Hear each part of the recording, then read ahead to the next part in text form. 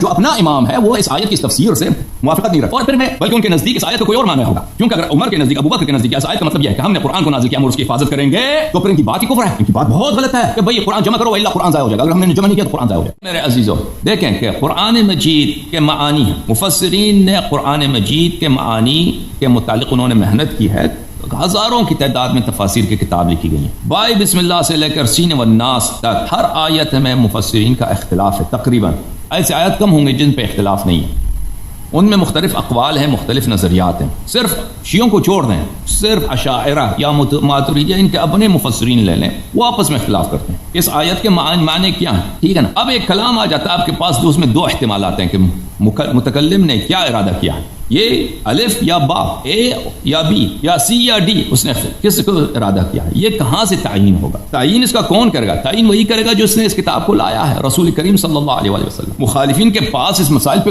حدیث نہیں ہے، کچھ بھی نہیں ہے رسول اللہ صلی اللہ علیہ وسلم سے، یعنی ہم ہیں ایک کتاب ہے جس کے ہر آیت میں مختلف نظریات ہیں اور کوئی پتہ نہیں چل رہا کہ کون سا نظریہ صحیح ہے، یہ ایک بات۔ دوسری بات، ایسے کیا قرآن مجید میں ایسی باتیں ہیں جن تک انسان کی فکر نہیں پہنچتی، لیکن اگر رسول صلی اللہ علیہ وسلم بیان کریں تو وہ انسان کو واضح ہو جاتی ہے، ٹھیک ہے نا، بالکل ایسی بات ہے۔ احادیث میں موجود ہے کہ قرآن کریم کے اسرار ہیں، قرآن کریم کے پردے ہیں، ان پردوں کے پیچھے پردے ہیں، قرآن کا بطن ہے، بطن کا بطن ہے، اور بطن کا بطن ہے 7 مراحل تک۔ مخالفین کے پاس رسول پاک صلی اللہ علیہ وسلم سے یہ کیا ہے، کچھ بھی نہیں، رسول صلی اللہ علیہ وسلم دنیا سے چلے گئے، وفات ہو چکی ہیں، اب وہ دوبارہ نہیں آئیں گے، دوبارہ ملاقات نہیں ہوگی، قیامت تک حوض کوثر پہ ملاقات ہوگی۔ تو یہ معلومات اللہ نے ایک میسج بھیجا ہے قرآن کی نام سے، اور یہ میسج بڑا اہم ہے، اس کے بعد کوئی اور اللہ کی جانب سے کوئی بشر کے لیے کوئی اور میسج نہیں آئے گا، میسج صرف یہی ہے ہمارے آپ کے لیے، اور سنت جو میسج ہے، لیکن اس کے الفاظ کو اب چھوڑتے ہیں، الفاظ کامل ہیں یا نہیں ہے، الفاظ میں آگے پیچھے تبدیلی ہوئی نہیں ہوئی، الفاظ کو ان کے احادیث تو متواتر ہیں، اس بات پر بھی یہ کہتے ہیں شاذ احادیث، شاذ نہیں ہے، متواتر ہیں یہ الفاظ، یہ قرآن مجید کے جو معانی ہیں، یہ میسج جو اللہ کی جانب سے آیا ہے، یہ ہم قیامت تک ہیں، اس کے معنی کسی کو سمجھ نہیں آ رہا، احتمالات ہیں سب۔ اسی لیے ہے کہ قرآن مجید جو ہے ایک ایسی کتاب ہے کہ سب پوری امت جو ہے جتنا بھی بدعتی ہو وہ قرآن کو مانتا ہے، اس لیے کہ اس کے الفاظ ایسے ہیں کہ اس کو جس طرح چاہے وہ کھینچ لیتا ہے، اپنی جس طرح چاہے وہ تعویل کرے اپنے مقاصد کے لیے، اپنے وہ کم آیات ہیں جس کی تعویل نہیں ہو سکتی اب غلط مقاصد کے لیے، وَإِلَّا ہر آیت پہ اختلاف نزاع ایک ہی مکتب فکر میں لے لیں۔ تو پہلی بات یہ ہے کہ قرآن کے معانی اہم ہے عزیزو، یہ کوئی نہیں کہہ سکتا قرآن کے معانی اہم نہیں ہے، اگر قرآن کہ الفاظ میں کمی بیشی نہیں ہے، اس بحث کو اگر چھوڑتے ہیں تو معانی میں کیا کہتے ہو آپ، وہ معانی جو رسول صلی اللہ علیہ وسلم کی جانب سے ہوں، اجازت دیں؟ نہیں ہٹ گئے ہیں، میں کہتا ہوں ایک منٹ، ایک لمحے کے لیے چھوڑتے ہیں، ایک لمحے کے لیے فرض اس کو سائڈ پہ رکھتے ہیں، اس نزاع کو الفاظ والے پیچھے نہیں ہٹا۔ عرض یہ ہے کہ نہیں میں ہٹا نہیں ہے، بات کامل کر رہے تھے نا، ایک ابھی سمجھ میں آئی۔ الفاظ کا ہمارا موقف یہ ہے کہ الفاظ کے متعلق جو ہمارے مختلف جو مخالف بھائی ہیں ان کے روایات متواتر ہیں کہ الفاظ قرآن میں کمی بیشی نہیں ہے، کمی ہے، ترتیب میں آگے پیچھے ہے قرآن کی، لیکن اس بحث کو ہم چھوڑتے ہیں۔ لیکن معانی، قرآن کے معانی جتنے الفاظ اہم ہیں، قرآن کے معانی اتنے ہی اہم ہیں، اس میں شک ہی نہیں کہ معانی سے کھو گئے۔ نہیں میری بات ختم نہیں ہوئی، ایک منٹ بھائی، آپ نے جو باتیں کی ہیں نا، میں اس کو جواب، قرآن کے اس میں کوئی شک ہی نہیں ہے، قرآن کے معانی ان کے پاس ناقص ہی ناقص ہیں، نقصان ہی نقصان ہے، کچھ پہنچا ہی نہیں ان کے نزدیک۔ ان کے پاس کیا ہے، قتادہ کا قول ہے، مجاہد کا قول ہے، سعید ابن جبیر کا، اور زیادہ سے زیادہ ابن عباس کا قول ہے، وہ بھی کچھ، وہ اسانید سب کے سب ان کے ضعیف، تقریباً سب کے سب اسانید ان کے احادیث جو ہے، کچھ صحابہ کے اقوال ہیں، کچھ تابعین کے اقوال ہیں، اسانید وہ بھی ضعیف ہیں، رسول اللہ صلی اللہ علیہ وسلم سے روایات بہت کم ہیں، اور صحیح روایت تو نہایت ہی کم ہے، شان نزول میں روایات ان کے پاس بہت کم ہے۔ کہنے کا مقصد یہ ہے کہ قرآن جو ان کے پاس کوئی رسول صلی اللہ علیہ وسلم کے بعد ایسا کوئی شخص بھی نہیں ہے کہ جو علم پیغمبر صلی اللہ علیہ وسلم کی سینے میں تھا ان کے سینے میں ہو۔ ہمارے نزدیک تو یہ ہے کہ رسول صلی اللہ علیہ وسلم کے بعد کچھ بھی نہیں، کچھ بھی کوئی چیز بھی ناقص نہیں ہوا، قرآن بھی کامل، سنت بھی کامل، قرآن کے معانی بھی کامل، معجزات بھی کامل، سب کچھ جو ایسا کہ جیسے رسول صلی اللہ علیہ وسلم زندہ ہو، کیونکہ علی علیہ السلام بالکل رسول جیسے ہیں، ان کے بعد امام حسن علیہ السلام، ان کے بعد امام حسین علیہ السلام، سارا علم ان کے پاس ہے، لیکن ان کے پاس تو ایسا ہے نہیں۔ یہ کہتے ہیں دین کامل ہو گئے، رسول صلی اللہ علیہ وسلم چلے گئے، دین کامل ہو گئے، تو بتاؤ یہ قرآن کے معانی کہاں؟ قرآن کے معانی ان کے پاس کچھ بھی نہیں ہے، بس قرآن کے الفاظ ہیں اور معانی پر وہ بھی سطحی معانی جو لفظی دلالت ہے، لفظی دلالت، وہ اسرار کی بات نہیں کر رہا، پردوں کے پیچھے، قرآنی پردوں کے پیچھے کیا نور ہے اس کی بات نہیں کر رہا، صرف الفاظ کی بات کر رہے ہیں۔ قرآنی الفاظ کے جو مدلولات ہیں اس پہ اختلاف ہے اور پتہ نہیں چلا کس کی بات صحیح۔ اب آتے ہیں الفاظ قرآن کی طرف۔ کیا الفاظ قرآن میں بیشی ہے، کمی ہے؟ ایک بات ہے ترتیب کی عزیز، یہ تو مسلم ہے کہ ترتیب قرآن یہ ترتیب نزول نہیں، یہ ترتیب نزول نہیں، یہ ترتیب جمع جو ہے یا اس کو ترتیب تلاوت بولتے ہیں، یہ تو اجماعی بات ہے۔ اب اس بات پہ میں کبھی لیکچر دوں تو اس بات کو بہت واضح کر دوں گا کیونکہ اس بات کے دلائل بہت زیادہ ہیں۔ عام مسلمان سمجھتے ہیں کہ یہی ترتیب، یہی جو قرآن مجید ہے، سورہ فاتحہ پہلے ہے، اس کے بعد سورہ بقرہ ہے، سورہ آل عمران ہے، اس طرح سے آخر میں سورہ والناس ہے، یہ اللہ کی جانب سے آیا۔ اس بات کی کوئی دلیل نہیں ہے عزیزو، بلکہ اس کے برعکس علماء کی تصریحات ہیں ان کے، اور شواہد اسی بات پر ہے کہ یہ جنہوں نے قرآن جمع کیا ان کے اجتہادات ہیں، انہوں نے اس طرح جمع کیا۔ اسی طرح آیات کی جو ترتیب ہے یہ بھی ثابت نہیں ہے، بالخصوص طویل سوروں میں یہ ترتیب جو ہے رسول پاک صلی اللہ علیہ وسلم، چھوٹے سورتوں میں اس میں ہے، سورہ واقعہ ہے، سورہ رحمان ہے، سورہ قل واللہ احد ہے، وہ سیاق سے پتہ چل جاتا ہے وہ کہ ان میں ترتیب وہی ہے، لیکن باقی طویل صورتوں میں اس طرح نہیں ہے، بلکہ ان کے علماء کے اپنے اقوال بھی میں انشاءاللہ اگر کبھی بات کریں گے تو دکھا دیں گے۔ یہ ان باتوں پہ سے کوئی پردہ نہیں اٹھا، ان باتوں پر یہ باتیں جو ہیں یہ تفصیل کی باتیں ہیں اور علماء ان مسائل کو نہیں چڑھتے ہیں۔ اچھا آپ ذرا مجھے ٹائم دیجئے۔ اچھی بات ہے۔ اب آتے ہیں، آپ نے جو آیات کا ذکر کیا ہے عزیزوں، اب کہتے ہیں نا کوئی بھی ادعا کوئی بھی ہو، یہ بات یاد رکھیے، بہت ہر انسان اگر میری بات پہ غور کرے تو اس کے لیے بہت واضح ہے اس کی حقیقت، یہ بات سچ ہے۔ ادعا اگر وہ بدیہی ہے اس کی دلیل نہیں مانگی، اگر ادعا بہت واضح ہے، میں ادعا کرتا ہوں کہ فرض کریں پاکستان ایشیا میں، پاکستان کا دارالخلافہ اسلام آباد ہے، پاکستان سن 1947 میں بنا، تو یہ تو واضح بات ہے، اس کی دلیل نہیں مانگتے، ٹھیک ہے نا۔ لیکن اگر بات ایسی ہو کہ واضح نہیں ہے، بدیہی نہیں ہے، اس کے لیے دلیل کی ضرورت ہے، مثلا ہم کہتے ہیں کہ قرآن کامل ہے یا کامل نہیں ہے۔ قرآن کامل ہے یعنی جس طرح اللہ نے نازل کیا ہے اس میں کسی چیز کی کمی نہیں ہوئی، یا جس طرح اللہ نے نازل کی اس میں کمی ہوئی ہے، یہ دونوں باتیں بدیہی نہیں ہے۔ اس طرح نہیں ہے کہ ابھی سورج کی طرف دیکھو، یہ سورج واضح ہے، اس طرح یہ دلیل مانگتا ہے، یہ دلیل جیسے ہم کہتے ہیں نماز صبح، مثلا نماز صبح 2 رکعتیں، 2 رکعت، یہ طریقہ ہے، یہ دلیل مانگتا ہے، یہ ایک بدیہی بات نہیں ہے کہ اس کی کوئی دلیل کی ضرورت ہی نہ ہو۔ اب جب بات کرتے ہیں قرآن میں تحریف ہوئی یا نہیں ہوئی، ٹھیک ہے عزیز، اغلب شیعہ علماء کا ابھی فی الحال ہمارے عصر میں عقیدہ یہی ہے، ان کا قول یہ کہتے ہیں قرآن میں کوئی کمی بیشی نہیں، اغلب شیعہ علماء کا بالکل تقریباً کہہ سکتے ہیں ان کا اجماع، تقریباً کہہ سکتے ہیں بالکل، یہ قول بہت مشہور ہے، اس قول کے چاہنے والے بہت ہیں، اور مخالفین کا تو وہ تو کہتے ہیں، وہ تو تکفیر کرتے ہیں، جو کہ قرآن میں کمی ہے اس کی تکفیر کرتے ہیں۔ لیکن اس بات کو اگر ہم کھولیں، اس بات کی دلیل کہاں؟ جو دلائل ذکر کیا جاتا ہے وہ وہی ہے، جو آیات انہوں نے ذکر کیا، انا نحن نزلنا الذکر وانا له لحافظون، یہ آیت عزیزو کہ ہم نے ذکر کو نازل کیا اور ہم نے ذکر کی حفاظت کرنی، یہ اس بات پر مبتنی ہے کہ ذکر سے مراد قرآن ہو، اگر ذکر سے مراد قرآن مجید ہے، اگر ذکر، کیونکہ قرآن مجید ایک تو نام ہے قرآن مجید، فرقان حمید اس کتاب کا نام ہے قرآن، ٹھیک ہے نا، لیکن ہو سکتا ہے کہ اللہ تعالیٰ ذکر جو ہے اس ذکر کے نام سے پکارا ہو۔ اگر مراد یہ ہے کہ ہم اس قرآن کو ہم نے نازل کیا ہے اور ہم اس کی حفاظت کریں گے، اگر یہی مقصود لیا ہے تو پھر یہ ایک دلیل ہو سکتا ہے، لیکن یہ استدلال بڑا مخدوش ہے، استدلال بہت ہی مخدوش ہے۔ کیوں مخدوش ہے؟ پہلی بات ہے یہ حدیث بہت طویل ہے، بخاری میں حدیث آپ کو نہیں دکھاؤں گا، جب آپ چاہیں خود مراجعہ کیے، اور بخاری میں کئی جگہوں پر ہے، یہ بلال صاحب کو معلوم ہے کہ ابو بکر کی خلافت میں عمر ان کے پاس گئے، کہا کہ یہاں پہ یمامہ میں جنگ ہوا ہے، وہاں پہ بہت سارے قاری مارے گئے اور مجھے ڈر ہے کہ بہت سارا قرآن ضائع ہو جائے گا، تو قرآن جمع کیجیے۔ ابو بکر نے ان سے کہا کہ یہ کیا کہہ رہے ہیں، وہ کام جو پیغمبر صلی اللہ علیہ وسلم نے نہیں کیا، میں کیسے کروں؟ تو اتنا اصرار کیا انہوں نے کہ ابو بکر مان گئے۔ تو پھر ابو بکر نے زید بن ثابت کو بلایا کہ ہمارا رائے یہی ہے، میری رائے اور میرے دوست عمر کی رائے یہی ہے کہ آپ قرآن جمع کریں، آپ ایک اچھے نوجوان ہیں، ذہین ہیں، آپ قرآن کو جمع کیجیے۔ تو زید بن ثابت نے کہا کہ میں وہ کام کیوں کروں کہ اللہ کہ رسول صلی اللہ علیہ وسلم نے نہیں کیا۔ تو ابو بکر نے اتنا اصرار کیا کہ اتنے لوگ مر گئے ہیں، اب قرآن ضائع ہو جائے گا، ضائع ہونے کا احتمال ہے، تو آپ قرآن جمع کیجیے۔ کہنے کا مقصد یہ ہے ابو بکر ان کا امام ہے، عمر بھی ان کا امام ہے، زید بن ثابت بھی ان کا امام ہے، اور قرآن کو جمع بھی زید بن ثابت نے کیا ابو بکر عمر کے ساتھ مل کر، ٹھیک ہے نا۔ تو وہ خود کہتے ہیں ابو بکر عمر کیا کہنے آیا تھا کہ قاری مارے گئے یمامہ میں قرآن کو جمع کیجئے وَإِلَّا قرآن بہت سارا قرآن ضائع ہو جائے گا. ضائع ہونے سے کیا مراد ہے؟ یعنی ختم ہو جائے گا، پھر اس کے آثار نہیں رہیں گے، یعنی وہ ہمیشہ کے لیے مح ہو جائے گا. کہنے کا مقصد یہ ہے کیا ابو بکر کو اس آیت کا پتہ نہیں تھا؟ اِنَّا نَحْنُ نَزَّلْنَا الذِّكْرَ وَإِنَّا لَهُ لَحَافِظُونَ. یہ تو ذمہ اللہ نے لیا، اللہ نے جب ذمہ لیا تو ابو عمر تم کیا کہتے ہو؟ اللہ میں کیا کوئی اللہ کو قاری کی ضرورت ہے کہ قاری اگر مر گیا قرآن ضائع ہو جائے گا؟ ان کا جو اپنا امام ہے وہ اس آیت کی اس تفسیر سے موافقت نہیں رکھتا، اور پھر میں بلکہ ان کے نزدیک اس آیت کا کوئی اور معنی ہوگا، کیونکہ اگر عمر کے نزدیک ابو بکر کے نزدیک اس آیت کا مطلب یہ ہے کہ ہم نے قرآن کو نازل کیا ہم اور اس کی حفاظت کریں گے، تو پھر ان کی بات ہی کفر ہے، ان کی بات بہت غلط ہے کہ بھئی قرآن جمع کرو الا قرآن ضائع ہو جائے گا، اگر ہم نے جمع نہیں کیا تو قرآن ضائع ہو جائے. ٹھیک ہے نا؟ تو یہ اس آیت کے کوئی اور معنی ہے. ان کا ایک اور امام ملاحظہ فرمائیے، ان کا نام ہے ماتوریدی، اور یہ ہمارے بھائی صاحب جو ہیں اکثر پاکستان ہندوستان میں جو احناف ہیں حنفی مذہب کے ماننے والے ہیں، وہ اکثر تقریباً سب کے سب ماتوریدی کے مقلد ہیں عقائد میں. یہ ان کی تفسیر تعویلات اہل السنہ للماتوریدی. ملاحظہ فرمائیے اس کتاب میں، یہ جز نمبر 6 ہے.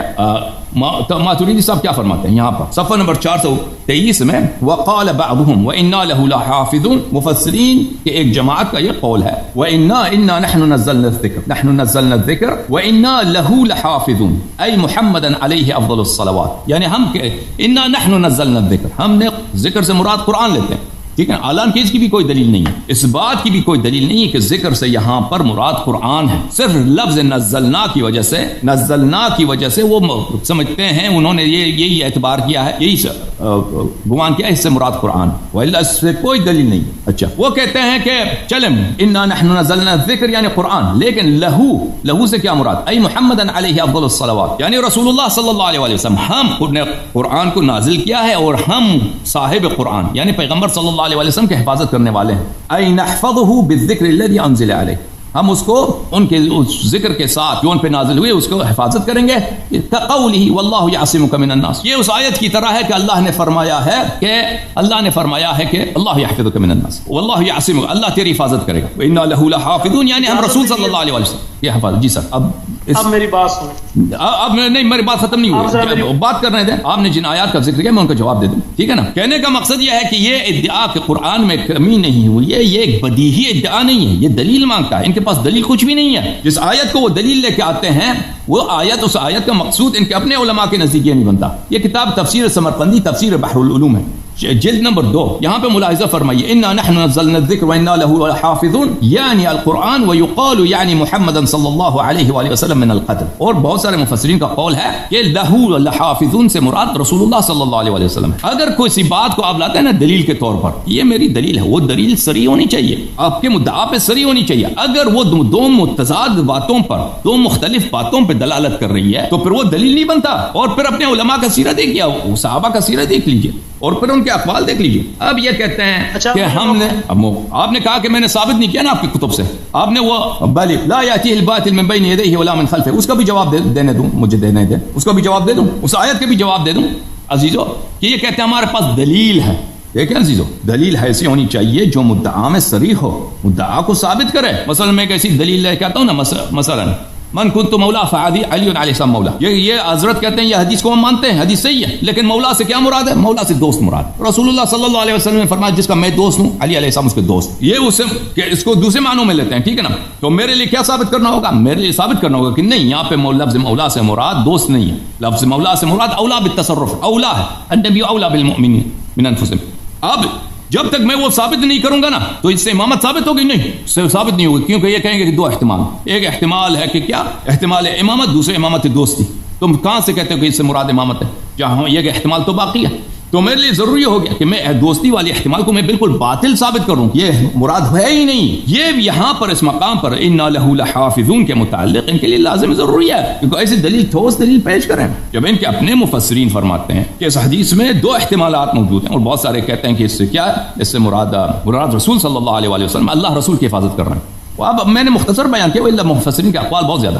اب دوسری آیت سورہ فصلت میں، ان الذین کفروا بالذکر لما جاءہم وانہ لکتاب عزیز، جو کافر ہیں انہوں نے ذکر جب ان کے پاس آیا ہے، ذکر سے مراد رسول صلی اللہ علیہ وآلہ وسلم ہے، ذکر سے مراد قرآن مجید ہو سکتا ہے. وانہ لکتاب عزیز، یہ کتاب عزیز، لا یاتی الباطل من بین یدیہ ولا من خلفہ. باطل بین یدی آگے کو بولتے ہیں، اس سے آگے سے نہیں آتا اور اس کے پیچھے سے نہیں آتا. تنزیل من حکیم حمید، یہ حکیم حمید کی تنزیل ہے. اچھا اس آیت کے متعلق میں آپ کی خدمت میں عرض کروں، ان کے اپنے جو علماء ہیں، یہ کتاب تفسیر الطبری ہے، چھاپ دار ابن الجوزی، جو سب سے ان کی مشہور تفسیر ہے، صفحہ نمبر 495، لا یأتیہ الباطل من بین یدیہ ولا من خلفہ تنزیل من حکیم حمید. اس کے متعلق فرماتے ہیں اختلف اہل التعویل فی تعویلہ، مفسرین نے اس آیت کی تفسیر میں اختلاف کیا ہے. فقال بعضهم معناه لا یأتیہ النکیر من بین یدیہ ولا من خلفہ. اس کا ایک احتمال یہ ہے کہ نکیر یعنی وہ چیز بھلے جو بری بات ہے، بری بات جو ہے اس کے آگے سے نہیں آتی اور اس کے پیچھے سے نہیں آتی، اس کے پیچھے سے بھی بری بات نہیں آتی، آگے سے. اب اس سے مراد نہیں، مجھے نہیں معلوم اس سے نکیر سے کیا مراد لیں گے. قال آخرون، دوسرا قول یہ ہے لا يستطيع الشیطان ان ينقص منه حقا ولا يزيد فيه باطلا. شیطان، دوسروں نے کہا کہ اس سے مراد کیا ہے کہ شیطان اس میں سے حرف ایک لفظ کم نہیں کر سکتا اور اس میں کسی باطل کا اضافہ نہیں کر سکتا. والباطل هو الشیطان، باطل شیطان. اچھا تیسرا احتمال کیا ہے؟ قال آخرون معناه لا يطيق ان يزيد فيه ان الباطل لا ان يزيد فيه شيئا من الحروف ولا ينقص منه شيئا. اچھا باطل اس میں سے کسی لفظ کو کم نہیں کر سکتا. اس کے حروف سے کیا مراد ہے عزیزو؟ کیونکہ ان کے حضرات کے بہت سارے روایات میں کہ قرآن 7 حروف پہ نازل ہوا تھا اور اس کے سب اللہ کی جانب سے، اور جس فقر وما تيسر منه، ان حروف میں سے کسی بھی یعنی قرآن کے 7 ورژنز ہیں، 7 ڈفرنٹ ورژنز ہیں، کسی ان میں سے کسی کی بھی تلاوت کرو تو ان میں سے کسی کو کم نہیں ہو سکتا. حالانکہ ان میں سے 7 سب حروف جو ہیں وہ گم ہو گئے ہیں، اس کی کوئی نہیں ہے. اچھا یہ کتاب تعویلات اہل سنت تفسیر الماتوریدی، ماتوریدی صاحب کی تفسیر دیکھیے جزء 9، انہوں نے اسی آیت کی تفسیر میں صفحہ نمبر 87 میں فرمایا قال بعض اہل التعویل، اس آیت سے مراد یہ ہے لا ينزل كتاب من بعده يكذبه او يبطله او ولا قبله كتاب يكذبه او يبطله. اس آیت سے مراد یہ ہے لا يأتيه الباطل من بین یدیہ ولا من خلفہ، اس سے آگے باطل نہیں آتا اور اس کے پیچھے سے بھی باطل نہیں آتا. اس سے مراد یہ ہے کہ اس سے آگے مستقبل میں، قرآن کے بعد مستقبل میں کوئی ایسی کتاب جو قرآن کو باطل کرے اللہ کی جانب سے نازل نہیں ہوگا. اس سے مراد یہ ہے. اور ولا من خلفی، اور اس کے پیچھے سے بھی باطل نہیں آتا. اس سے مراد یہ ہے کہ قرآن سے پہلے جو کتابیں نازل ہوئی ہیں وہ بھی قرآن کو باطل نہیں کر دیتے. اس سے مراد یہ ہے. اور دوسرا احتمال یہ ہے دوسرا احتمال یہ ہے کہ ابلیس نہیں کر سکتا کہ اس میں سے کسی حرف کو باطل کر دے اور کسی حق کو باطل کر دے اور اس میں سے کسی حق کو کم کر دے یا کہ اس میں کسی باطل کا اضافہ کر دے. ابلیس یہ کام نہیں کر سکتا. اچھا یہ ایک احتمال ہے. تو پتہ یہ چلا کہ یہ آیت بھی ان کے مدعا پر نص نہیں ہے. تو ہمیں ان سے نص کی ضرورت ہے کہ تم نص لے کے آؤ کہ کیوں یہ آیات تمہارے پاس ایک ادعا کرتے ہو کہ ہمارے ہاں قرآن مجید کامل ہے. ٹھیک ہے مان لیتے قرآن میں. دلیل کیا تمہارے پاس؟ بالکل میں 2 منٹ ختم 2 منٹ. دلیل آپ کے پاس کیا ہے؟ دلیل ان کے پاس کیا ہے عزیزو؟ دلیل ان کے پاس کچھ بھی نہیں. قرآن کی آیت ہے، وہ ان کی دلیل پہ، ان کے مدعا پہ نص نہیں. ان کی مختلف احتمالات، یا کوئی حدیث رسول صلی اللہ علیہ وسلم ہو، ان کے پاس ایک بھی حدیث نہیں قرآن. بلکہ رسول اللہ صلی اللہ علیہ وسلم ان کی جو عقیدہ ہے کہ رسول صلی اللہ علیہ وسلم نے قرآن کے ساتھ جو برتاؤ کیا ہے وہ ایسا عقیدہ ہے کہ وہ گستاخی کس کی؟ نبی صلی اللہ علیہ وسلم کی. یعنی اس کو پرواہ نہیں تھی کہ قرآن کو حفاظت کیا جائے. وہ دنیا سے چلے گئے، قرآن پتھر پہ لکھا تھا، وہ ہڈی پہ لکھا تھا، پتے کوئی ایسا آیات کہیں لکھا بھی نہیں تھا، کسی کو زبانی یاد تھا تو وصیت بھی نہیں کیا تھا کہ اس کو جمع کرو، بس چلے گئے، ختم بات. اور بس حدیث بھی نہیں ہے ان کے پاس. قول صحابی بھی نہیں ہے. اس کے بالعکس ان کے پاس روایت، جس روایات کو یہ میرے بھائی کہتے ہیں کہ یہ روایات شاذ ہیں، یہ شاذ نہیں ہے. یہ روایات ان کے صحیح ترین کتب میں ان کے اکابر نے روایت کی ہے، عائشہ سے، عمر سے، عبداللہ ابن مسعود سے، عثمان ابن عفان سے. ان لوگوں سے روایت کی ہے کہ اگر چاہیں تو میں کچھ روایت دکھا دوں. کیا آپ کہہ رہے ہیں کہ روایات یہ شاذ و نادر ہے؟ روایت دکھا دوں سب سے پہلے. نہیں تو یہ روایات بھی نہیں دکھانا. ابھی میں نے ان کو وعدہ دیا کہ 2 منٹ میں ان کو وقت دے دیتا ہوں. تو عزیزو یہ روایات بہت زیادہ ہیں. وہ میں تو کہنے کا مقصد عزیزو، میں اپنے بات کو 20 سیکنڈ میں سمیٹ دیتا ہوں، اس کے بعد ان کی باری. کہنے کا مقصد یہ ہے یہ کہ قرآن مجید میں کمی نہیں ہوئی ہے، یہ ایک بدیہی بات نہیں ہے عزیزو. اس کے لیے دلیل کی ضرورت ہے. جس طرح اگر میں کہہ دوں کہ قرآن مجید میں نقصان واقع ہوا ہے، اس کے لیے بھی دلیل کی ضرورت ہے. ٹھیک ہے نا. اب ان سے مطالبہ یہ ہے کہ بھائی آپ ادعا کرتے ہیں کہ قرآن کو جو کہے ناقص ہے وہ کافر ہو جاتا ہے. ٹھیک ہے، وہ قرآن کامل ہے، تمہارے عقیدہ جو بھی مرضی رکھو، اس کے لیے دلیل ہمیں دکھاؤ. دلیل ان کے پاس کچھ بھی نہیں ہے. بس مجرد ادعا. بسم اللہ الرحمن الرحیم. حکم کرو بھائی. لو بھائی دوستو، بات یہ ہے کہ میں نے الحمدللہ حسن اللہ یاری صاحب سے ولایت علی پر نص مانگی. انہوں نے ولایت علی پر نص دینے سے فرار اختیار. انہوں نے کہا نہیں، سب سے پہلے قرآن کے کامل ہونے کی بات ہوگی. پہلے آپ قرآن کا کامل ہونا ثابت کریں گے. آپ کیا قرآن پر بحث کرنا چاہتے ہیں؟ ہم نے کہا ٹھیک ہے. میں عام سنی تو ہے نہیں، الحمدللہ میں نے کتب تشیع بھی دیکھی ہیں، کتب اہل سنت بھی دیکھی، اور میرے پاس الحمدللہ آج کتابوں سے ہی گفتگو ہوگی. تو پھر انہوں نے تحریف کی بحث چھیڑ دی، اور جتنی روایات یہ پیش کرتے ہیں یہ سارے. بھائی صاحب اپنی بات جو ہے نا صحیح بیان کرو. آپ نے کہا تھا کہ 12 امام کو قرآن سے دکھاؤ. آپ نے یہ کہا، آپ نے کہا تھا، آپ نے یہ فرمایا تھا کہ 12 امام کو قرآن سے دکھاؤ. آپ نے یہ نہیں کہا تھا کہ علی علیہ الصلوۃ والسلام کی امامت کی نص قرآن سے دکھاؤ. آپ نے کہا تھا 12 امام کو قرآن سے دکھاؤ. ہاں، تو میں نے کہا تھا کہ یہ وہ شخص ادعا کر سکتا ہے، وہ مطالبہ وہ کر سکتا ہے جس کے نزدیک قرآن کامل ہو. اب میری بات سنیں. میں اپنی شکست لکھ دینے کے لیے تیار ہوں. میرے پاس پہلی ویڈیو سیو ہے، میں نے آج بھی دیکھی ہے. آپ میرے بھائیوں ٹھنڈے دل سے سنیں، آپ کیوں ڈرے ہوئے ہیں؟ ابھی تو آگے دیکھیے ہوتا ہے کیا. ابھی تو دلائل کی گفتگو شروع ہوگی. یہ میری بات سنیں، یہ انشاءاللہ آپ کے لیے کافی پریشانی بنے گی. آپ بھلے قرآن کو ناقص مانیں، آپ بھلے قرآن کو محرم مانیں، لیکن میں الحمدللہ دعوے سے کہتا ہوں کہ آپ کتب اہل سنت سے نقص قرآن ثابت نہیں کر سکتے. آپ کتب اہل سنت سے تحریف ثابت نہیں کر سکتے. اب مزے کی بات سنیں. آپ نے سارے دوستوں سن لو میری بات، دوست لائیو میری بات سن رہے کہ حسن اللہ یاری صاحب نے 2 دفعہ یو ٹرن لیا. میں نے ولایت علی پر بات کی، انہوں نے نسخ کی بحث چھیڑی. میں نے نسخ پر بات کی، آپ یہ معنی کی طرف چلے گئے. کیوں بے معنی کرتے ہو بلال بھائی؟ نسخ آپ نے چھیڑ دی. نسخ آپ پچھلے ہفتے آپ نسخ کی دلیلیں کہتے کہ یہ آیات منسوخ التلاوہ ہیں. میں نے کب چڑھا بھائی؟ میں آج انشاءاللہ آپ نے جو پچھلی روایات پیش کی تھی، آج میں نے ان پر گفتگو کرنی ہے کہ ان سے بالکل آپ کا دعویٰ ثابت نہیں ہے. الحمدللہ علی ذالک. پھر آپ یہ فرماتے ہیں، ابھی جو آپ نے گفتگو کی ہے ان 2 آیات پر، سب سے پہلے تو میں یہ عرض کرتا ہوں، آپ نے صحیح بخاری کی ایک روایت پیش کی ہے کہ جس میں حضرت سیدنا عمر فاروق رضی اللہ تعالیٰ عنہ حضرت صدیق اکبر سے فرما رہے ہیں، عرض کر رہے ہیں کہ آپ قرآن کو جمع کریے، قرآن کہیں ضائع ہو جائے گا. میں یہ کہتا ہوں کہ ان کا یہ قول حفاظت قرآن کے معارض کیسے ہے؟ اگر آپ یہ کہتے ہیں کہ جی اگر انہیں یہ آیت معلوم تھی کہ اللہ تعالیٰ نے حفاظت کا ذمہ لیا ہے، تو پھر انہوں نے یہ کیوں کہا کہ قرآن ضائع ہو جائے گا؟ بھائی میں یہ کہتا ہوں، اللہ یاری صاحب آپ بچگانہ تعویلات کرتے. آپ کو یہ پتا ہے اچھی طرح کہ رزق کا ذمہ بھی تو اللہ نے لیا ہے.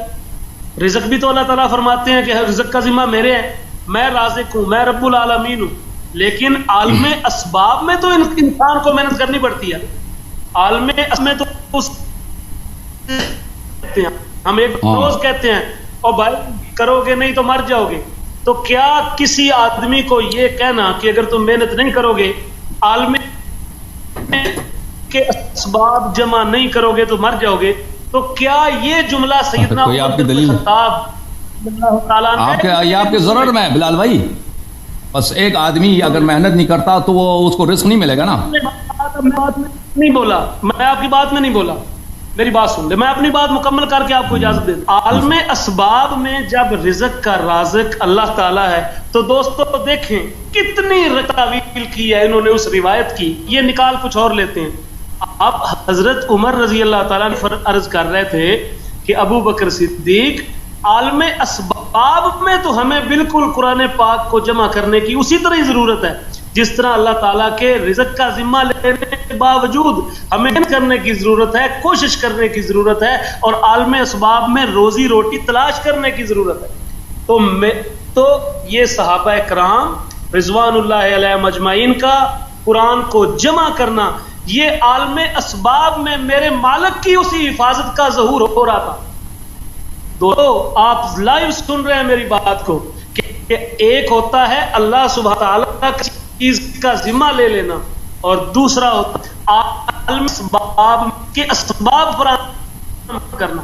اب سے اتر کر پر آ کر قرآن کی حفاظت نہیں فرمایا، اور نہ ہی یہ اس کی سنت مباح.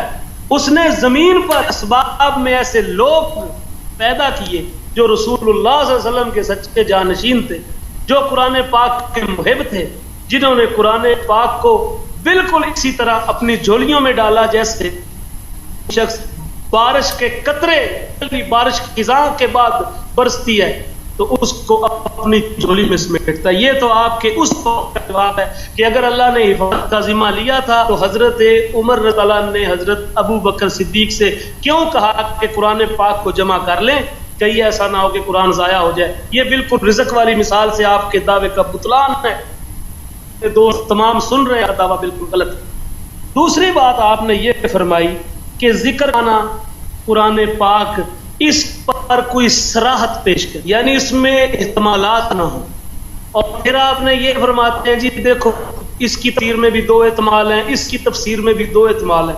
مجھے یہ نہیں سمجھ آتی کہ جو بندہ اتنا بڑا عالم ہونے کا دعویٰ کرتا ہے یہ بھی نہیں پتا کہ اگر ایک آیت یا ایک حدیث میں دو احتمالات ہوں اور وہ احتمالات ایک دوسرے کے متعارض نہ ہوں تو پھر وہ احتمالات جو ہوتے ہیں ان سے استدلال فاسد نہیں ہوتا، وہ دونوں ہی اس کے ذمہ میں آ سکتے ہیں۔ اگر ذکر سے مراد قرآن پاک ہے، اگر ذکر سے مراد رسول اللہ صلی اللہ علیہ وآلہ وسلم کی ذات ہے، اگر ذکر سے مراد رسول اللہ صلی اللہ علیہ وسلم کی احادیث ہیں، اگر ذکر سے مراد اللہ کے رسول اللہ علیہ وسلم کی شریعت ہے اور لفظ ذکر ان سب تک محیط ہے، تو پھر ان تمام احتمالات کو قبول کر لینے میں کیا دشواری پیش آتی ہے؟ یار آپ کو اس بات کا بھی نہیں پتا۔ اور جس انداز سے آپ آیات کے مفہوم دو احتمال پیدا کر کے ان آیات کو رد کرنے پر چل نکلے ہیں تو پھر میرا بھی سوال سن لیں۔ اگر اس آیت میں انا لہو لحافظون سے مراد اگر رسول اللہ صلی اللہ علیہ وسلم کی حفاظت ہے، اور دوسرا احتمال یہ ہے کہ قرآن کی حفاظت ہے، اور قرآن کی حفاظت پر استدلال اس وجہ نہیں کہ یہاں سے تو احتمال رسول کی حفاظت پر نکلتا ہے، تو پھر رسول کی حفاظت کا احتمال بھی بایا، تو پھر بتاؤ بھی اس آیت کا مطلب کیا ہے؟ یہ آپ کے لیے اتنا بڑا سوال ہے کہ اس کو آپ قیامت تک بھی حل نہیں کر سکتے۔ کس آیت کا مقصد اور کیا؟ جو مفسرین کس آیت کا سنیں میری بات نہیں بول، میری بات نہیں سمجھ نہیں آئی، سوال نہیں سمجھ رہے نا۔ ایک آیت کی روشنی میں مختلف اقوال ذکر کرتے ہیں، وہ سارے متقارب المعنی ہوتے ہیں، وہ سارے احتمال رکھتے ہیں، وہ لفظ اور وہ آیت ان تمام معانی کو جمع کرنے کا احتمال رکھتی ہے، اسی لیے وہ ان معنی کو ذکر کر دیتے ہیں۔ لیکن ایسا مجتہد اگر بیٹھا ہوا ہو تو وہ ایک سے دوسرے معنی میں احتمال پیدا ہو جائے، وہ کہے گا جو احتمال ہو گیا باطل الاستدلال، بالکل بھی یہ آپ استدلال غلط ہے۔ آپ سے جو کچھ لیں ہمیں سب منظور ہے، وہ تمام معنی اس آیت کے ہو سکتے ہیں، لیکن ان تمام معنوں کی حفاظت مراد ہوگی، انہی میں قرآن بھی ہوگا۔ اگر آپ کا یہ دعویٰ درست ہو جائے تو اللہ کی قسم کھا کر کہتا ہوں کہ آپ اس میں سے قرآن کی کسی آیت کو قابل استدلال نہیں قرار دے سکتے، کیونکہ آپ کی پیش ہر آیت میں کوئی نہ کوئی احتمال ہوگا، آپ کی پیش کردہ حدیث میں ہر کوئی احتمال ہوگا، اور پھر اس طرح نہ وہ حدیث کسی کام کی رہے گی نہ وہ آیت کسی کام کی رہے گی۔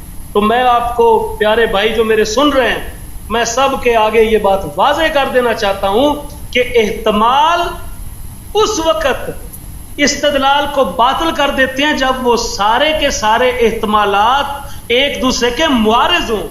آپ یہ ثابت کریں کہ رسول کی حفاظت اگر مراد لی جائے تو قرآن کی حفاظت ممکن نہیں، اور اگر قرآن کی حفاظت مراد لی جائے تو رسول کی حفاظت ممکن نہیں، اور ہم کہتے ہیں کہ اگر دونوں ممکن ہو تو لفظ ذکر ان دونوں کا احتمال رکھتا ہے۔ لے آپ کا دعویٰ میں نے پھینک دیا اور قرآن پاک کی اس آیت کو قبول کیا۔ اگر رسول کی حفاظت قرآن کی حفاظت کے علاوہ کوئی اور حفاظت بھی اس میں شامل ہو تو احتمال اس بات کا درجہ رکھتا ہے۔ یار آپ کو اتنی بات کا بھی نہیں پتا۔ بہرحال آپ آگے بڑھتے ہیں۔ تیسری آپ نے بات کی وہ یہ کہ آپ یہ جو آیات کی تشریح کر رہے ہیں کہ قرآن پاک کی حیات دلالت نہیں کرتی، مجھے ایمانداری سے بتاؤ جب کوئی ہندو آپ کی یہ بحث سن رہا ہو، کوئی سکھ آپ کی یہ بحث سن رہا ہو، کوئی عیسائی آپ کی یہ بحث سن رہا ہو، تو خدا کی قسم آپ بتائیں وہ میرے بارے میں کیا رائے قائم کرے گا اور آپ کے بارے میں کیا رائے قائم کرے گا؟ اس کو کس کی بات سن کر پتہ لگے گا کہ یہ مسلمان بات کر رہے ہیں، قرآن کی حفاظت پر بات کر رہا ہے؟ آپ نے تو دین کی حجت ہی ختم کر، آپ نے تو دین کی پوری دنیا میں عالمگیریت ہی ختم کر. جن کی کتاب میں نقص ہے، جن کی کتاب کی حفاظت کا ذمہ خدا کے پاس نہیں ہے، جن کی کتاب محرف ہو چکی ہے، یار آپ کیا تعصب دے رہے ہیں؟ عائشہ سے پوچھ رہے ہیں لیکن چھوڑیں اس بات کو، وہ یہ عمر میں نے سے آپ پوچھ کو لو، عائشہ سے پوچھ. آپ نے پچھلی بحث میں ایک روایت پیش کی تھی، میں اس پر ذرا تبصرہ کرنا چاہتا ہوں جی سر، اگر آپ اجازت دیں تو. ابھی میں آپ کی باتوں کا جواب دوں، پھر آپ اس کا، ٹھیک ہے نا؟ آپ باتیں میری کی باتوں کا کیا جواب دیں گے؟ میں نے تو آپ کو سارا جواب میں دوں گا نا، میں کوشش کروں گا، پھر آپ، میں کوشش کروں گا، پھر آپ دیکھ لیجیے میں جواب دیا نہیں دیا. ٹھیک ہے جی، ٹھیک ہے جی، فرمائیں. ٹھیک ہے سر، اوکے. یہاں یہ کہنا ہے ان بھائی صاحب کا کہ انہوں نے قرآن مجید سے امامت امیر المؤمنین علیہ الصلوۃ والسلام کی نص مانگی ہے اور ہم نے اس سے انکار کیا ہے. تو عزیزو، ہمیں آپ لوگوں کو پتہ ہے کہ میں ہمیشہ کہتا ہوں قرآن مجید میں دلالات بہت زیادہ ہیں اہل بیت طاہرین علیہم الصلوۃ والسلام کی امامت پر اور ان کی ولایت پر. لیکن اگر ہم یہ بہت واضح بہت دفعہ کہہ چکے ہیں کہ جو مخالف ہم سے آتا ہے کہتا ہے ہمیں صرف قرآن سے دکھاؤ، یہ اس بات کے کئی نقائص ہیں. ایک نقص یہی ہے کہ سنت اسی طرح حجت ہے جس طرح قرآن مجید ہے، اور یہ کسی بھی مسلمان کا عقیدہ نہیں رہا کہ فلان مطلب کو ہمیں صرف قرآن سے قبول ہے، اگر حدیث میں ہوا تو ہمیں قبول نہیں.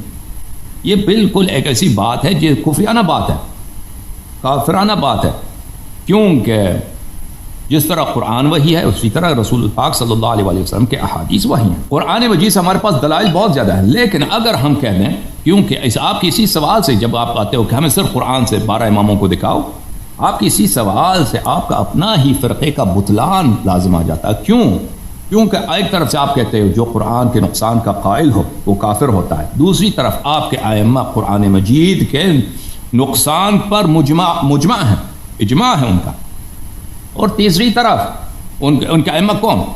بڑے بڑے صحابہ عمر، عائشہ وغیرہ وغیرہ. اور تیسری طرف جب آپ ہم سے قرآن مجید سے مطالبہ کرتے ہو تو ہمیں یہ کہنا پڑتا ہے کہ یہ مطالبہ صرف وہی شخص کر سکتا ہے جس کے نزدیک قرآن کامل ہو. آپ نے یہ جھوٹ مچا دیے، دنیا میں مشہور کرا دیے کہ ہمارا اجماع ہے قرآن کامل. دلیل کچھ بھی نہیں، دلیل ان کے پاس صرف اجماع ہے، اور یہ اجماع بھی جھوٹی اجماع ہے، کیونکہ اس اجماع سے عمر خارج ہے، ابو بکر، عائشہ خارج ہے، عبداللہ بن مسعود خارج ہے، ابی بن کعب خارج ہے، عثمان بن عفان خارج ہے، زید بن ثابت خود خارج ہے، بہت سارے صحابہ اس اجماع سے خارج ہیں. اور کسی صحابی کا قول نہیں ہے یہ قرآن کامل ہے، کسی بھی صحابی کا قول نہیں ہے. جس اجماع کا یہ ادعا کر رہے ہیں یہ اجماع بعد میں اب وجود میں آیا، اس اجماع کا صدر اول میں کوئی وجود تھا ہی نہیں. اچھا، اب اس بات کی کہہ رہے ہیں کہ اگر قرآن مجید کا ذمہ اللہ نے لیا ہے تو ابو بکر اور عمر نے جب کہا تک ہم قرآن جمع کریں گے واللہ قرآن ضائع ہو جائے گا. یہ فرماتے ہیں کہ اس کی مثال اور اس کی شباہت کس سے ہے؟ اس بات سے کہ اللہ تعالیٰ نے دنیا میں رزق کا ذمہ لیا، لیکن اگر کوئی شخص رزق کے لیے تلاش نہ کرے تو وہ بھوکا مر جائے گا.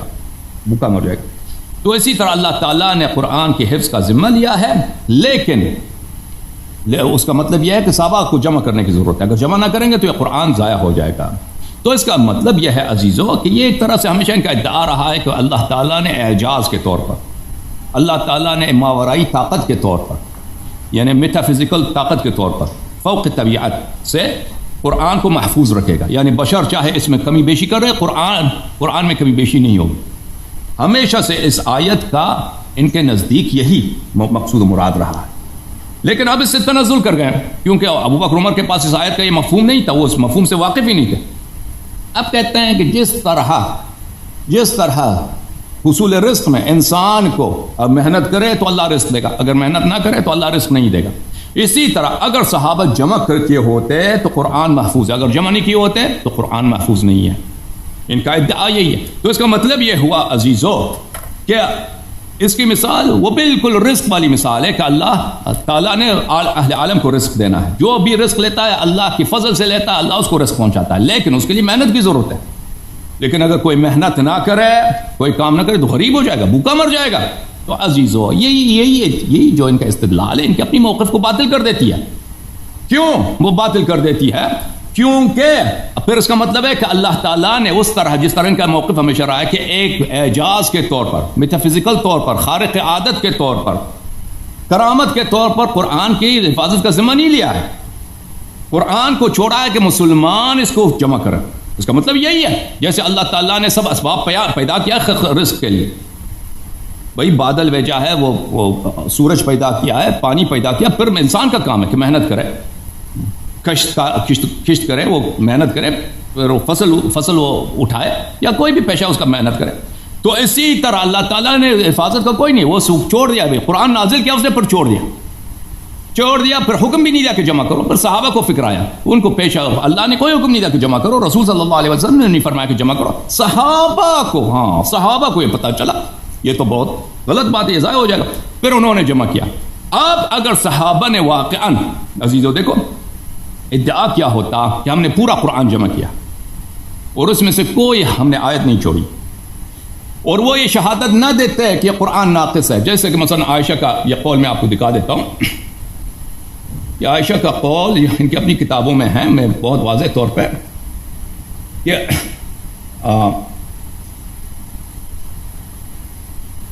سورہ احزاب کے متعلق عائشہ کیا فرماتی ہیں، بہت سارے مختلف آیات کے متعلق۔ اچھا ایک منٹ میں آپ کو یہ